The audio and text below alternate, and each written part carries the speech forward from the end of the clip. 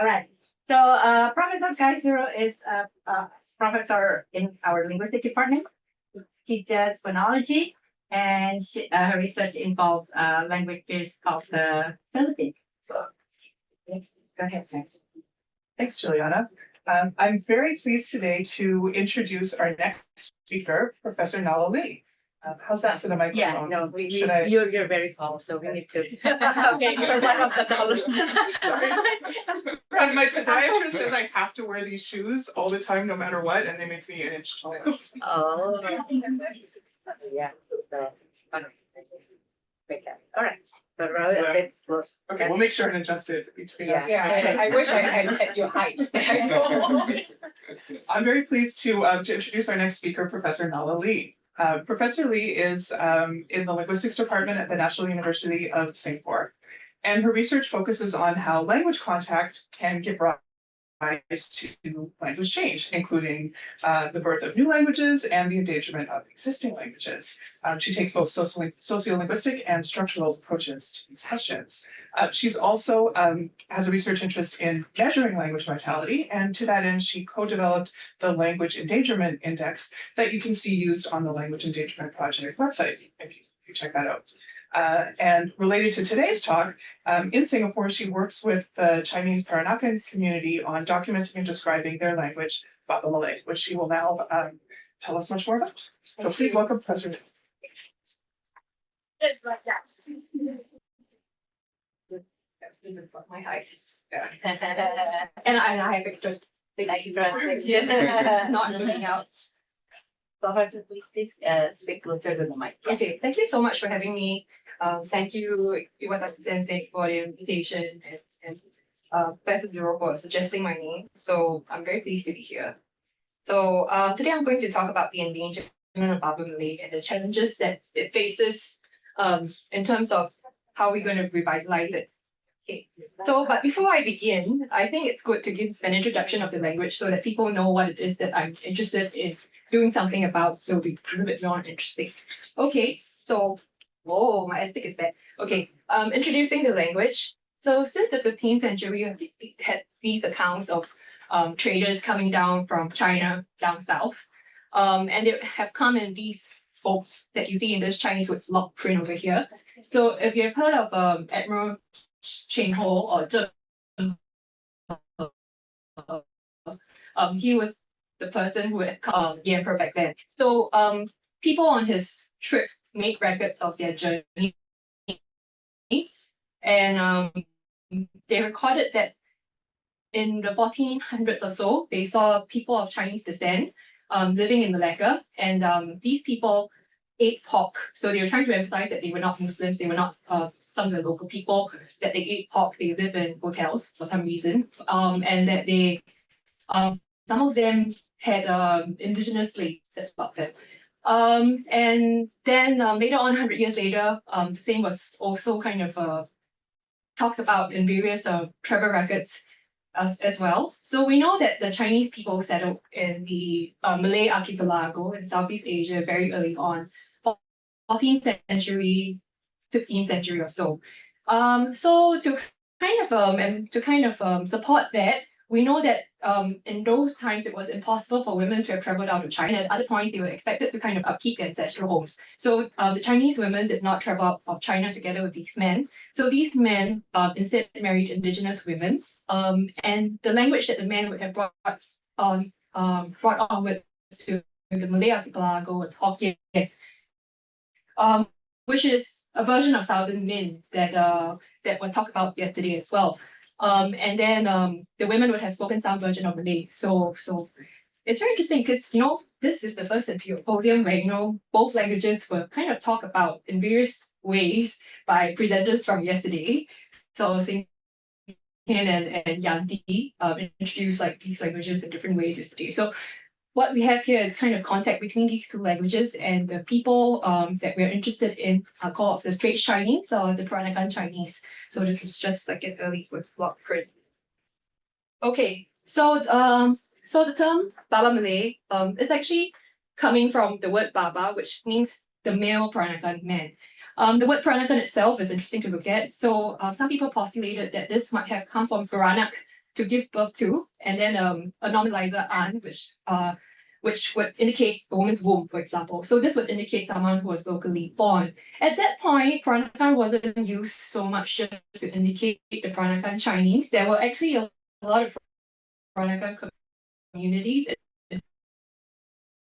Still, there are a lot of Peranakan communities that are the Peranakan Jawi. So these were people who were locally born, speaking Malay, and they were Muslims of Malay and non-Malay ancestry as well, coming from South Asia and some Arabs as well. Yeah. So nowadays, however, these communities are much smaller in size. And even though the Peranakan Chinese community is still small, it's still a little bit more significant in size than these other communities. So nowadays, the term Peranakan is used mostly synonymously with the Chinese Peranakan, the Peranakan China. So the males are called Babas and the females are called Nyonyas. It's funny because Baba Malay came about after it was used by researchers. It wasn't actually a term that people used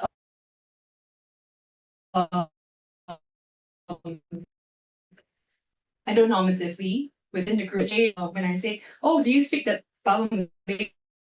It'd be like, I speak Peranakan or whatever it is, because that only the males own the language. So it's kind of, oh, then there are two movements that we might be interested in. So this is where the man would have come from China. I'm just gonna point over here and speak really loudly because this map over here, so we have Zhangzhou and Xuanzhou. And this is Amoy, where people would have sailed out from early in those days. So they would have made the journey all the way. Oh, it's a touchscreen. Okay, all the way here to Malacca. Right. Don't intend for that to happen. But this was the trip that they would have made, and they would have settled around Malacca. So early on, Malacca did really well under the Portuguese rule, and before 1641, they were under the Portuguese rule. They did really well. So these Chinese traders did really well too. So they prospered, they did well, and they were all in trade and commerce. But under the Dutch rule in Malacca, Malacca did not prosper as much. The Dutch were keeping Malacca just to prevent other powers from having it. But they were more interested in keeping their trade in Batavia, so modern day Jakarta and places like that. So they weren't really interested in developing this place. And because of that, the Peranakans began to move. So there was a big community that moved to Singapore and another community that moved to Penang. So in Penang, Malaysia, there's not so much a Peranakan community that speaks Baba Malay. It's interesting, they kind of assimilated into the Hokkien families that were already there, it seems. So they speak a version of Penang Hokkien. Whereas the variety that is spoken in Singapore is a variety that's connected to the one in Malacca. So that's the story of how there are two varieties. But I'm mostly looking at the one in Singapore. Okay, so very quick introduction, just in case people aren't as familiar with the community. If you come to Singapore or you are around Malacca, you might see a few of these things.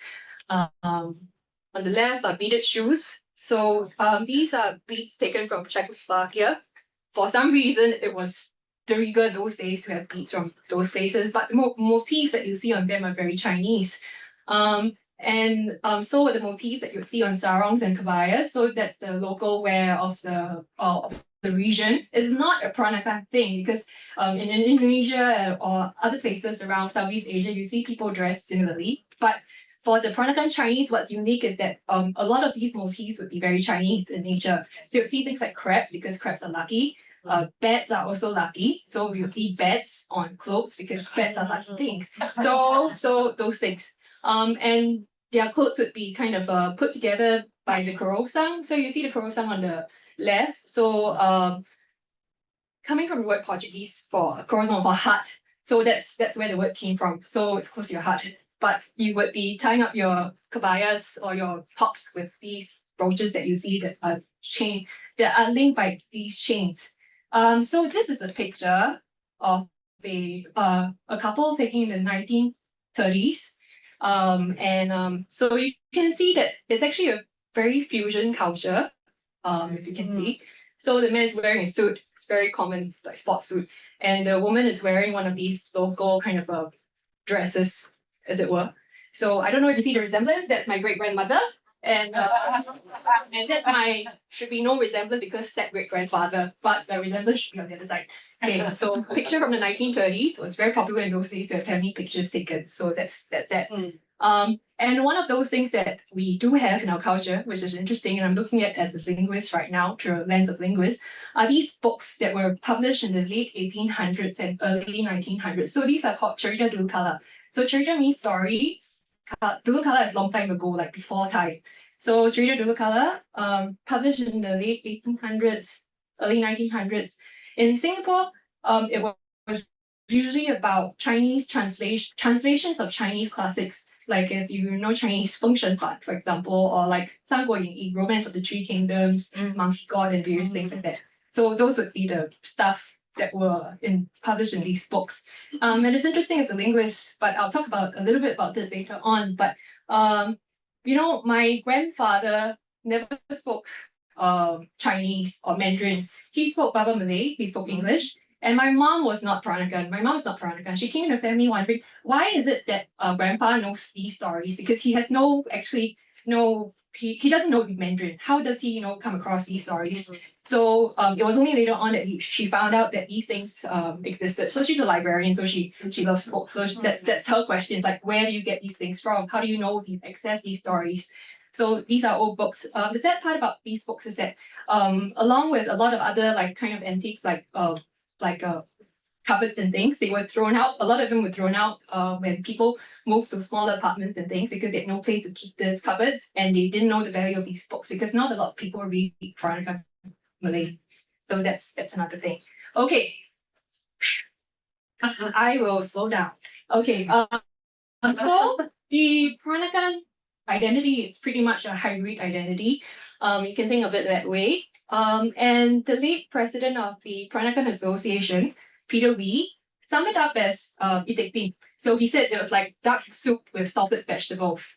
So itik tim is a unique dish in Singapore, like a soup, that comprises the Chinese preserved vegetables, some kind of mustard, the Southeast Asian tamarind that's used in a lot of Southeast Asian cuisine, as well as Western brandy. You must have brandy in Itik for it to work.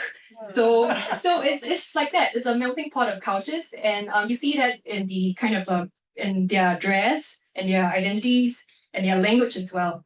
So I just wanted to show you what the language looks like a little bit before we talk about how it's endangered. Why does it even matter? So is it really Malay? Is it really Chinese? What is it? So just as with Baba Malay, just as with marriage itself and the various cultural part elements of it, you can see a lot of hybridity involved. So for example, these are the roles of the people involved in marriage, in a wedding ceremony. You would have a bride.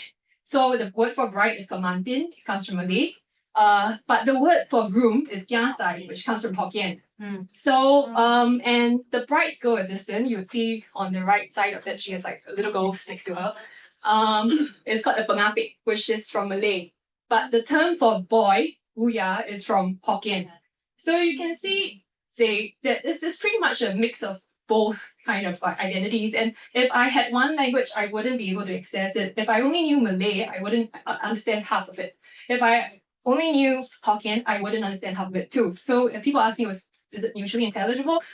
Not that much so. Okay, so right assistant for kneeling and general. The buka kun is an interesting one. So it sounds very vulgar because if you understand it sounds very vulgar, right? If you understand Malay, buka is to open. If you understand Hokkien, kun is skirt.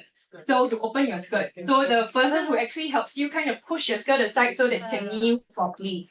Yeah. So there's actually a role for it in the kind of wedding kind of ceremonial settings. But that's both Malay and Hokkien. So the buka kun is both Malay and Hokkien, and it's etymology. So that's just to kind of show you what the language looks like. Really mixed. Okay. But coming to why we're here, what's happening in Singapore right now is that Baba Malay is extremely endangered. So we have this taken from the Endangered Languages Project platform, where Baba Malay is calculated to be critically endangered. We know that numbers are decreasing very rapidly, and there are less than 2,000 speakers in all in Malacca and Singapore. These are based from postulations from kind of estimate as we kind of track down the numbers from when researchers reported their numbers from the 1980s, and then we kind of estimated from those numbers, as well as by word of mouth, asking people how many speakers do you think there are, who are the speakers, and kind of work out these numbers like that. And then because there are no official census that would include these groups, not in Singapore at least, so monolingual speakers were aged 90 and above. Very rare, very hard to find them. Mostly in Malacca, not so much in Singapore right now. If you wanted monolingual speakers, you would go to Malacca. Most speakers would be aged 50 to 60 or so. And the language is used only the home domain and among friends. So mainly with the elderly people, and the elderly people would use it with other elderly people who would understand them. So the language is not transmitted intergenerationally at all. So monolingual speakers are really hard to find. Sorry, monolingual speaker. So the speaker that I was working with, the past president of the Peranakan Association Singapore, Peter Wee, who is no longer with us today, he used to go to this home, like an elderly nursing home in Singapore. And I was wondering why because I would go to his shop house once a week and kind of interview him and kind of do language documentation work with him. And he would be going to this home, community home, and then he said, there's an old lady there who only speaks Baba Malay. She's monolingual, but now she would have passed on as well because she was in the 90s at that time. And this was more than 10 years back. Everyone did not understand what she was saying. They would put above her bed Malay, but she doesn't really speak Malay, so no one could actually talk to her, and she couldn't express herself to anyone. So he would go once a week to kind of talk to her. So this is how dire the situation was, and this was 10 years ago. So you can imagine how it would be today that things are even more dire than that. Okay, so that's context. So we might ask what's led to the endangerment of Baba Malay. Chinese were actually the first to adopt an English medium education in Singapore, and this didn't come about because of recent government policies. That wasn't the case. It was the case that they were the first to switch to English in the 1820s or so, 1840s or so, when British first set up English medium schools in Singapore. And they were actually very successful because having knowledge of English, having a knowledge of local languages at the time, they were still really multilingual. They could talk to in Hokkien. They had their Malay, their variety of Malay, and they could do English as well. They were effectively intermediaries between the newer Chinese arrivals as well as the British. So they were these intermediaries. And they did well, they prospered. So there was no reason for them. They thought that English was the future. So that's why you see in my picture, the picture of the man wearing a suit. It was not just the language that pervaded the home community, the home domain. It was the culture as well, the fashion, dress sense, food-wise. They had brandy. It's common. English use culture that colonial administrators began to pervade the home domain. It was as early as the 1800s or so.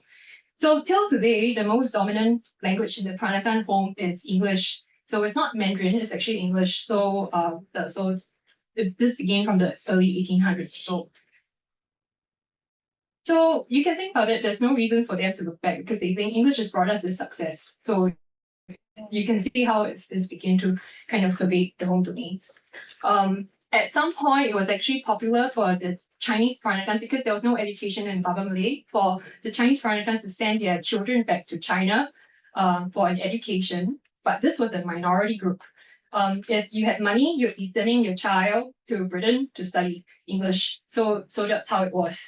This was as early as the 1800s. What else has led to the endangerment of Baba Malay? There's also a change in marriage patterns, and this is kind of something that I think other languages have to deal with as well. So once upon a time, it was ironic that Peranakan Chinese families preferred marriage with other Peranakan Chinese communities. It was just the way it was. They wanted to preserve kind of like the wealth in the family because they were pretty well to do. They would try to make sure that they married another Peranakan person. It's less practiced but still viable, was having a Chinese man, a new arrival, marry into the Peranakan women's family. So those marriage practices were practiced. These marriage patterns, however we look at them, whatever we think of them, ensured that the home language for those generations were Baba Malay. But these marriage patterns post World War II was lost. There was not much to upkeep. Wealth was kind of disseminated, so they didn't have to upkeep these marriage patterns post World War II. So today, intermarriage between present-day Chinese and Malays don't actually result in Peranakan identity or culture, because you see, it's not just an intermarriage of two different people speaking two different languages that gives you the language. It's not just intermarriage, not just blood, it's culture as well. You actually have to live the culture. And Peranakan Chinese of childbearing age themselves who marry out of their community do not often pass on the language because they don't speak the language itself. This language being spoken by the grandparents' generation, or they often choose the options in which they have the most resources. So let's face it. So I'm a mother too. I have a 3-year-old. What language do I choose to pass on to my child? So my mother speaks family speaks Hokkien. My father's family speaks Baba Malay. My husband's family speaks Tamil. He's Chinese Indian. We speak English at home because it's just a common language, right, among all of these different groups. So what language do I pass on? And of course, she has to do well in Mandarin because she doesn't understand anything that's going on in school. She has class in Mandarin and she comes home and she doesn't get Mandarin and she's upset at school. She's 3, she's upset at school, she doesn't know what it is. I have to teach her Mandarin. So what struck me yesterday was when William was talking, he said, talked about the ratio of like language time of input that you have had to have for it to be meaningful, 30% at least, I guess. But we have all these options floating around us. So what do I choose as a mother to a 3-year-old of this language that's not very viable in the community and has very little resources? Do I try to give her Baba Malay, but I don't have a lot of resources. She doesn't actually have a lot of people to practice it with. It would just be me and her. And it's not my most dominant language. It's my heritage language. I picked it up through research. I heard it when I was growing up, but I didn't really pick it up until I became a PhD student in linguistics, for example. Right. So what do I choose? So this is a very realistic kind of situation in Singapore when you are from a small community, when you don't really marry someone within the community, you're marrying out of the community, and often the other group you're marrying would be greater numbers and have more viable resources for them to look at. So this is it. Yeah. So I try, but I don't try hard enough, perhaps. What else? So contemporary language policies as well. So we know that in Singapore, we have a really strict bilingual education policy. So that's why I felt kind of dismayed yesterday when I heard about Taiwan's case and how they're moving towards kind of like a similar sort of bilingual language policy, because that's what it takes, right, to really rid of small languages. So the bilingual education policy of 1960 says that the study of a second language is compulsory for all primary schools. English was adopted as a medium of education in majority of schools. Now, English is the only medium of education in Singapore, but you have to learn your mother tongue. The Peranakan identity in Singapore is subsumed under the Chinese. You have to learn Mandarin. So it doesn't matter if like my grandparents never spoke Mandarin. In fact, my Chinese teachers never figured out I was in their class. They thought I was some Malay student sitting in the class. So I was pretty much ignored by my Mandarin teachers for the first 12 years of my life. Yeah, so that's my relationship with Mandarin. But so we're forced to kind of pick up a language that's not your mother tongue. So the other official languages in Singapore are English, Malay, Mandarin, Tamil, non-official Hokkien, Teochew, Cantonese, Baba Malay, etc. We know that Hokkien, Teochew, Cantonese are all kind of facing their own dire circumstances in Singapore as well. But Baba Malay is actually an even smaller language than these languages are. So that's the situation in Singapore. Not only so, these language policies are pretty strict. It's actually beginning to be a little bit more relaxed, but in the past, and this was when I was a master's student in 2000, the mid-2000s, someone at the university in Singapore organized a symposium similar to something like this on linguistic diversity. And the next day, in the local papers, someone from the Prime Minister's office wrote a statement: universities should not condone the teaching of it might be Chinese dialects or dialects in Singapore. So the symposium said nothing about dialects or about teaching these other language varieties or minority languages. It was just assumed that this was what the symposium was trying to do. So we said nothing. We were linguists. We were not really kind of trying to push agenda over there. But this was their take on it, and he made it very public. So a friend who was organizing the conference was asked by the university if she wanted to consider apologizing. She was not going to do so, but this was the situation in mid 2000s. So it's pretty strict. And of course, anything that's not an official language wasn't allowed on the media, on mainstream media, and it still isn't the case unless for special circumstances. Right now, they allow the use of Hokkien and Cantonese in some of the dramas to kind of attract the older generation. But mostly, there would be a reason for why they would be allowing these things. For example, if they had a new policy that they wanted to introduce to people, a new healthcare scheme, and these older generations, if they only understood those languages, then of course it makes sense for them to do those things. Oh my goodness, I only have 5 minutes left. Okay, rushing. Okay, so these were things that were said in the as early as the 1980s. So language endangerment, culture, language destined for decline, nothing can be done. Our Baba Malay is dying already. This is 1983. The learning of Mandarin is exacting a price on our school children, especially the Baba pupils who are already finding it difficult to cope. Great cultures come and go. You can't bring it back. You've missed the boat. That's what my consultant, my primary consultant, like to tell me. He's like, "You pointless." So how dire can it be? I was going to use this to kind of make it a point that people think it's not dire. People think it's all right because other parts of the culture can be seen to be thriving. After all, there's a Peranakan Museum officially endorsed by the National Heritage Board. It is a National Heritage Board museum. There's cuisine. Food is popular. If you come to Singapore, try Peranakan cuisine. Very healthy. Kebaya donned by other list of intangible cultural heritage humanity. So what? But what we realize is that language actually features very superficially in each of these domains or not at all. It's just not as attractive as any of these things, right? And this came across in some of the other talks earlier this morning as well. So what responses do we have then? So I documented language between 2011 to 2019. So more than 100 hours of recording from Singapore and Malacca, in conversations, etc. Wrote a grammar of the language published in 2022 by Mouton. And the transcripts and all are archived at Kaipuleo Hone, the University of Hawaii's Digital Ethnographic Archive. So those things.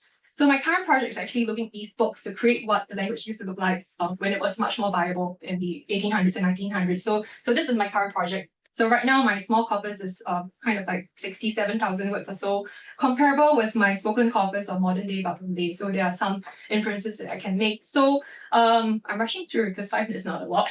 Documenting and revitalizing language. Community members themselves have been really interested in documenting their language. But we realize that these are much older people. So they have written things like dictionaries, handbooks and guides. So this is what it's like. Contemporary textbook. So Baba Kenneth Chan, he published a textbook that was based in part on the grammar that I created from language documentation. So he published this in 2018, and he has a reader as well. So interestingly, Teresa Fuller, who is a Peranakan woman living in Sydney, Australia, where there's a huge Peranakan community or larger Peranakan community, has conceptualized kind of series of guides to language, small guides to language, and she's currently writing a reader for children that she's going to do because children are kind of target audience right now. So language teaching initiatives, it happened in the past. After 3 sessions, they were completely done with. Yeah, so people were just not that interested. So now there are ad hoc sessions where people can kind of drink coffee and speak Baba, minum kopi, cakap Baba, and they have a WhatsApp group for sharing resources. Of course, there are plays in Peranakan as well. So mind wine is a thing. In Peranakan, in Peranakan culture, since the 1910 or so, people were doing things like Dondang Sayang, which was the singing of poetry. You'd be doing these poetry duels. And from there was spin-off of plays and longer productions. So these were what's happening. And we have some script reading in Baba as well. This is the latest initiative. But the problem is that there are lots of problems with this. There's no official support. So these are all done on an ad hoc basis. The audience of all of these initiatives have been the older community members, not the children. The youngest learner of in a Baba Malay class would be in their late 20s, right? Not young, and there would be one person, there would be that one outlying person who was younger. Everyone else was a kind of rememberer of their language in their 50s, or there would be a museum docent because it was useful for their work, right? So how do we expand? These are the challenges that we face. So how do we expand the audience base? So how do we engage the youth, for example? So a current project that we are trying to get a grant for in Singapore, or at least people are trying to get a grant for it. I'm just co-PI on it, is using AI for a language app that we'll be kind of producing over the next year or so. So that's up and coming.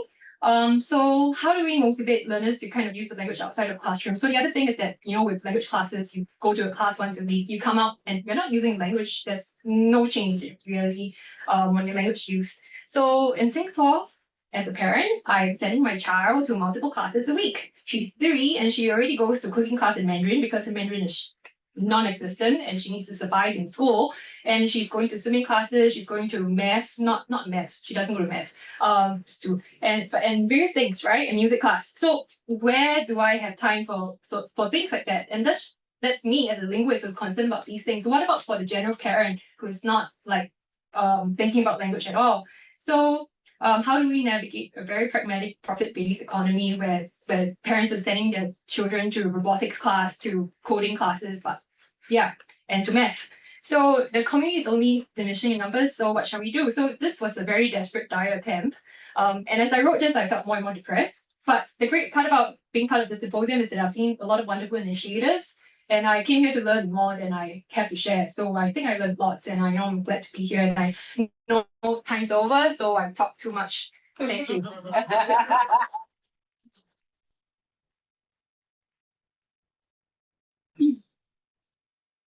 Thank you so much, Professor Lee, for that wonderful talk.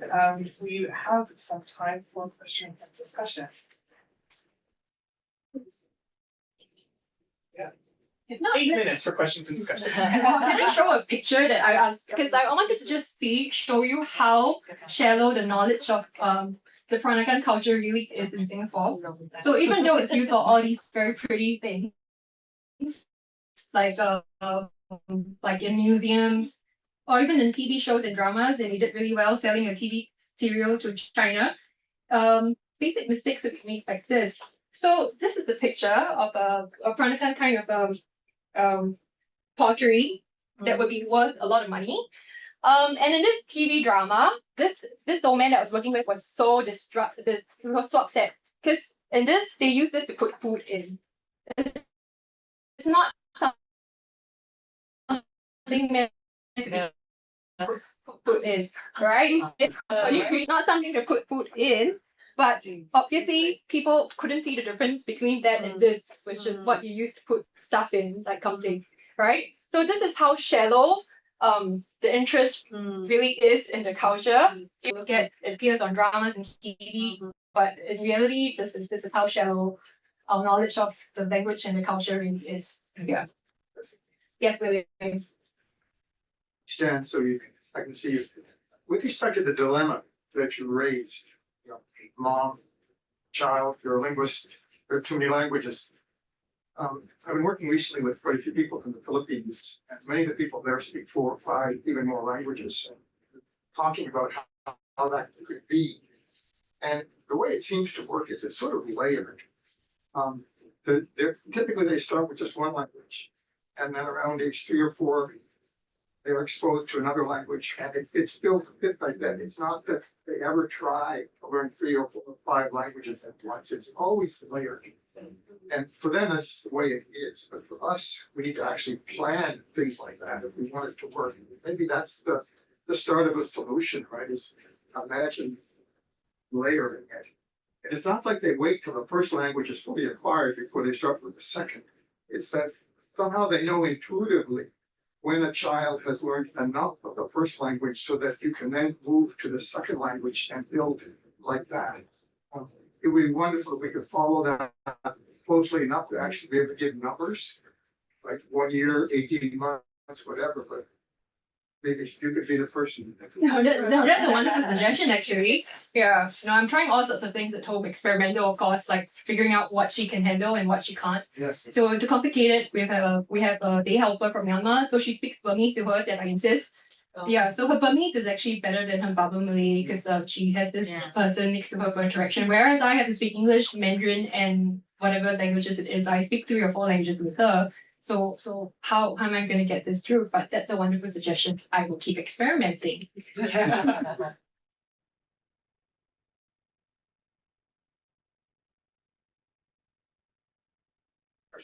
Yes. Has there ever tried like creating like child-directed resources like songs? Yeah. Not very much so. That's why I'm very excited about Teresa's Fuller's project because it will be the first child-directed reader that there will be. So we'll see how that goes. But you're right. We really should be targeting the much younger kind of audience. Yeah. Yes. Well, maybe this is a little bit out scope. Like, is this and how is this language like tied to their identity? Like, what is the current the current situation that like the speakers identify themselves? Do they really like identify Peranakan Chinese as a standalone identity? Then that is not Chinese, not Malay, but like a completely different thing, or do they like kind of assimilate this identity to the surrounding identities in that environment? Oh, that's a really good question. It's a lot of assimilation going on. A lot of people grow up without knowing that they're Peranakan Chinese. Till later on, they would have this reflection like, oh, this is how my great grandmother dressed. Oh, I just found pictures. This is what my great grandfather used to do. But in a lot of ways, it's already very disconnected because there's no language to begin with. But it really language should be a much more stronger indicator of identity, especially since nobody actually walks around the streets in Singapore dressed like that these days. No one's going to wear a sarong kebaya and walk around the streets unless you're attending someone's wedding, right? So or it's New Year. Otherwise, no one would be able to tell that you're Peranakan unless you open your mouth and you speak. And that's how I find some of my speakers, like on the random buses that I'm on. They open their mouth and I know they're Baba. So when I talk to them. So that's how I find myself gravitating towards them. So it does indicate their identity very strongly. But sadly, a lot of people don't even know that they're Peranakan until much later on someone tells them something, a fact about their family that they find out when they're 20 years old. So that's the situation that is. They see themselves as Chinese.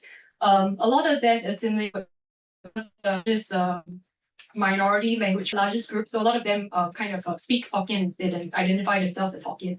Yeah. Yes. I was thank you. A very interesting talk. And Yanti and I, Pranakan ourselves, right? So I was wondering if you've ever, like the situation with the ones in Indonesia, and I remember growing up reading this comics book on. I'm a lot older than that. I never read that comic. Okay, so probably you can have a look at that, and then I think that it's even more Chinese than that. Probably I don't know, but Indonesian Chinese Indonesian is bigger in Indonesia than in Singapore, right? So probably in different regions, you could still see the mixture between Indonesian and Hokkien or Teochew, but in Java, it seems to me that it's sort of disappeared, but we have more like Chinese Indonesian speaking Javanese, a mix of Javanese and with the pronunciation of Chinese, like that kind of thing. So would you consider that kind of a Baba Malay? I think that it's a separate offshoot. Just by looking at the books. So one of those interesting things was that books were never published in Malacca, only in Singapore and in Jakarta and Batavia. So if you look at the way it was written, the language was very different then as well. Or at that moment already, there was actually quite a bit of Javanese input, whereas we have zero Javanese input in Singapore. So at that point in time, they were quite separate languages that I would think of. Not that mutually intelligible as well, but it's interesting to compare the situations there in Indonesia just because of the parallel kind of populations that we have. Good idea. I'll look into it. But there is a linguist. I don't know if you know David Mojadi. So I think he was trying to do work on work on that. Okay. Yeah. Yeah. he was trying to do it for his PhD, but his PhD ended up being on something else. So Yeah, yeah. Okay, thank you. We probably ask him to first go back to his, go back and yeah, his bloodline. So do Yeah. something about it. Right. Yes. Coming from a country where there's less diversity, that's Japan. Uh, uh, but so listening to